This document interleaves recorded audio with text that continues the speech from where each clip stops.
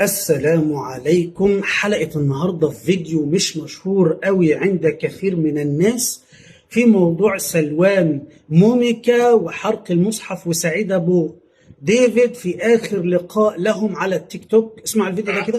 عايز اقول ان سلوان دلوقتي في خطر، لكن الخطر بتاعه بيقل. الكلام ده ما كنتش عايز اقوله على العام. ماشي. ان الموضوع ده يكرر باشخاص تانيين.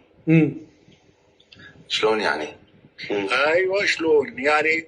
هم يلحقوك لانك انت شخص واحد. لكن لما انا اعمل الموضوع ده وسعيد يعمل الموضوع ده وعباس يعمل الموضوع ده، واخد بالك الموضوع يتشعب، واخد بالك. هيلحقوا مين؟ اللي راح يلحقون.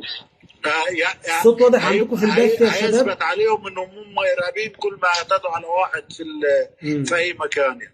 صحيح. فدي من ضمن النقاط اللي انا ما كنتش احب اقولها لك على العام، لكن برضو منتظرك ان احنا نتكلم كجماعه مساندين ومشتركين معاك قلبا وقالبا وفعلا، ان الكلام ده يناقش في الخاص بس. حبيبي عبد السيد، عملنا مجموعه. طيب، اول شيء اوعى تقول لي ده ملحد، اوعى تقول لي اللي بيتكلم ده ملحد، لا ده اسمه عبد السيد. مين السيد؟ اسم من اسماء الاله عند النصارى.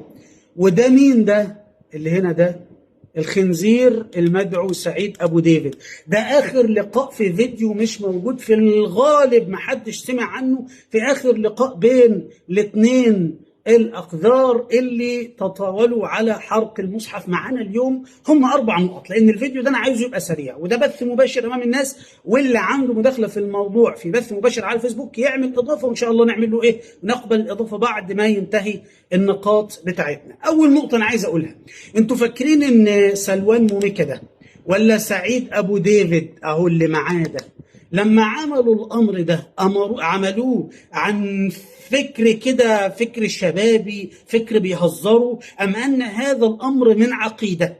دي النقطة رقم 1. النقطة رقم 2، انتوا عارفين في التعليقات العيال النصارى هيصين وفرحانين أوي أوي أوي أوي بما يفعله هذا المدعو سلوان موميكا وبما يفعله سعيد أبو مصطفى. ليه؟ لأنه خارج من عقيمة. للأسف العيب مش فيهم فقط، وإنما العيب في العقيدة. العقيدة بتقول إيه؟ لما نلاقي إن أفضل الأعمال الصالحة في هذه العقيدة أنها نجاسة.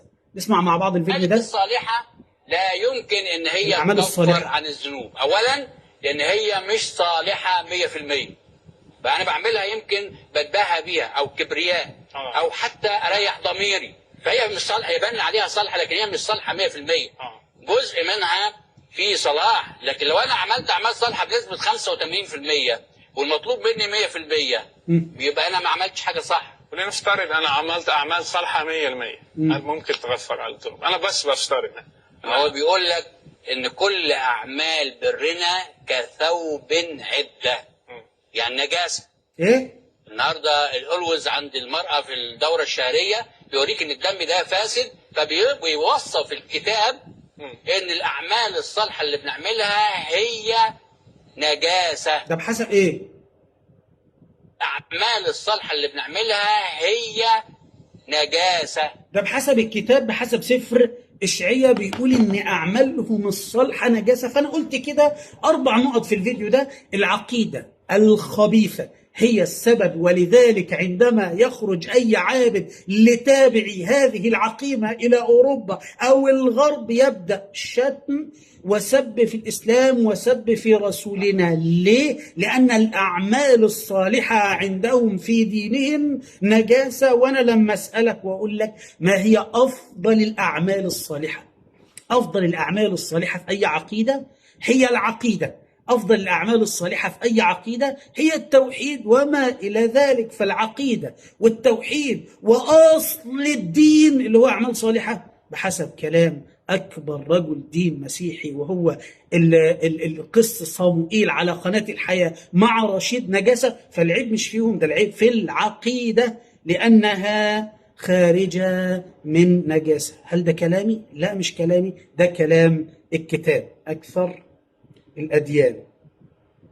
النقطة الثانية يا شباب، رغم تطاول هؤلاء الأقدام وأولاد الحرام على القرآن والإسلام، إلا أن الإسلام هو بفضل رب العالمين، ومش بإيدينا ولا مننا، ولكن بفضل العظيم الرحمن خالق الإنسان، الإله القوي العظيم الشان، إله المسلمين، أن الإسلام في انتشار رهيب، بل أنه الأول عالميا. جبت الكلام ده منين يا محمد يا نصيف؟ فرنسا 24 يا شباب. إيه هو فرنسا 24؟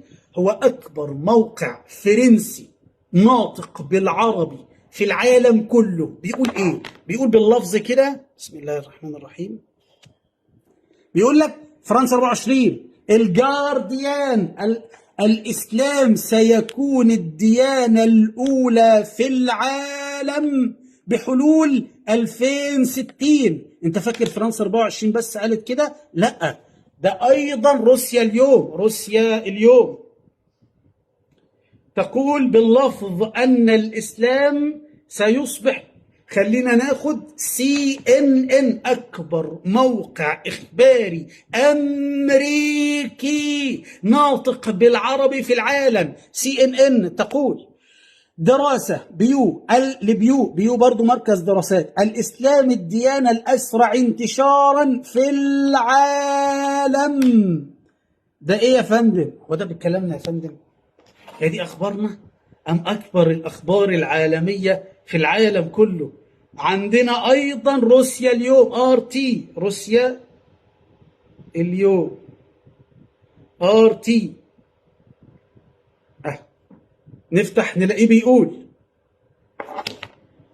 RT أكبر موقع روسي ناطق بالعربي في العالم، دراسة: الإسلام الأكثر انتشارا كدين رسمي في العالم. كشفت دراسة حديثة لمركز بيو للأبحاث أن الإسلام يعد الدين الرسمي الأكثر انتشارا في العالم مقارنة بالأديان الأخرى. أنت فاكر روسيا اليوم دي ملحدة ولا علمانية؟ لا، روسيا اليوم الناطق الروسي لأكبر دولة روسية في العالم كله، وروسيا مسيحية أرثوذكسية.